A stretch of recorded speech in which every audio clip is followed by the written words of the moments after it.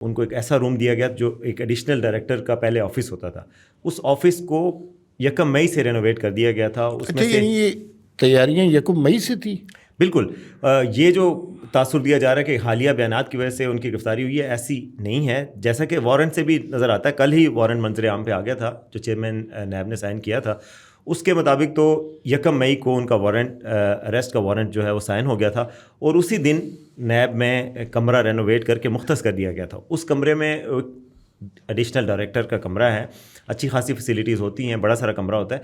उसमें एक office table थी, उसको हटा दिया गया, उसकी जगह पर बेड प्लेस कर दिया गया। वहाँ पर जो चेयर्स वगैरह वो हटा के सोफ़ा रखा गया, मैट्रेस वाला बेड था।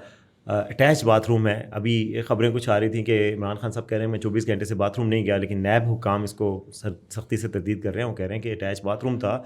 इमरान खान साहब को अच्छी खासी तवज़्ज़ो की गई है, उनको रात को डिनर दिया गया।